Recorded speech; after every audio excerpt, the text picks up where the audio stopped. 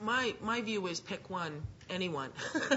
The do is better than not do, and we're going to have and I think like those are the, what would you call those, like qualities of things that we need. There's also like the substantive areas. So are we going to pick, working with the youth, or are we going to pick justice and policing? What are we going to pick? That sometimes where you're able to work in your community, and when I say that, when I say in your community, I absolutely do not believe that that's an Indian reserve.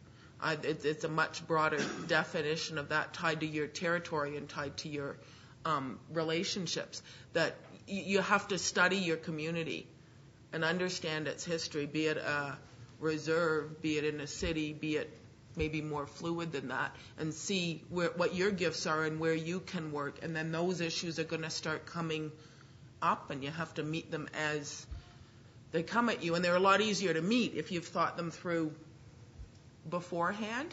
And I guess the other caution that I'd put on that is, we get scared about making a mistake. What if I do something? We've got to stop doing that, because nobody knows how to get out from underneath this. Nobody can stand up and say, I have the solution to take us away from 500 years of colonization. People will have ideas. When you try them and they don't work, you still have more information.